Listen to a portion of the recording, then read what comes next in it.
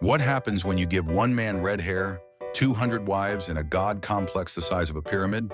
You get Ramses the Great, the ancient Egyptian king who built monuments, made babies, and somehow still had time to live forever. Fact 1. Ramses was basically a dynasty generator. Ramses II didn't just rule Egypt, he populated it. Over 200 wives and concubines, and more than 100 children. This man treated fatherhood like it was an Olympic sport, and he was going for gold, silver, bronze, and participation trophies.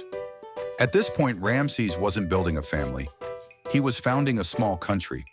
Ancient family reunions must have looked like a music festival with hieroglyphic name tags. And imagine being a royal scribe just trying to keep the baby name straight. You're Prince Ramses. Wait, which Ramses? Ramses Jr. the Fourth? Ramses of Memphis? Ramses with the weird ear? Oh no, he's already dead. Next. Fact 2. He outlived so many of his own kids it was practically a hobby. Ramses ruled for 67 years. He lived to around 90, which in ancient Egyptian years is like living to 200 with no sunscreen. He outlived many of his own children, and probably half his grandkids. At one point, Egypt was like, who's next in line for the throne? And Ramses was like, still me, sweetie. He didn't retire, he just buried the competition, literally. Fact 3, his mummy had red hair and still looks like he could yell at you. When archaeologists unwrapped his mummy, they discovered Ramses had red hair, like ginger pharaoh energy. If he were around today, he'd look like Ed Sheeran with vengeance.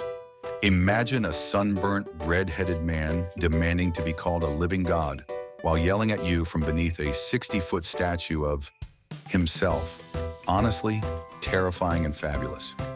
Bonus, his body was in such good shape, they flew him to Paris in the 1970s with a passport that listed his occupation as king, deceased. Even dead, the man needed international documentation. Iconic.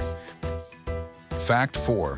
He was the ancient Egyptian Bob the Builder, but with a god complex, Ramses built more temples, statues, and monuments than any other pharaoh. He plastered his name on so many things that Egyptologists now joke. If you can't figure out who built it, just assume it was Ramses. He was like a kid with a label maker, on divine steroids. Oh, this temple? It's mine. That statue? Me. This obelisk? Also me. Your grandma's necklace? Guess what? Still Ramses. The man had a stone-carved ego, and he wasn't afraid to show it.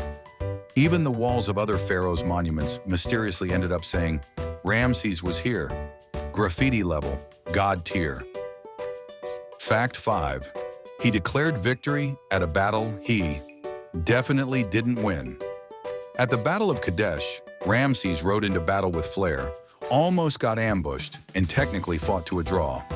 But when he got home, he told everyone he won so hard the Hittites cried, and then had it chiseled into temple walls like, look at me go! I am the smiting machine. Historical reality, draw. Ramses' version, I punched the sky and it rained gold. He was the original spin doctor, rewriting history while it was still warm. Ramses the Great wasn't just a pharaoh. He was ancient Egypt's drama king, construction CEO, red-headed monarch, and fertility god all rolled into one. He had more kids than a sitcom cast, more buildings than a Vegas strip, and more self-confidence than your ex with a podcast. And somehow, we're still talking about him 3,000 years later. So yeah, Ramses didn't just leave a legacy. He built it in stone, slapped his name on it, and made it glow under the desert sun. If Ramses built your attention span like he built his temples, you're definitely ready for the next video. Go on, he'd want you to keep going.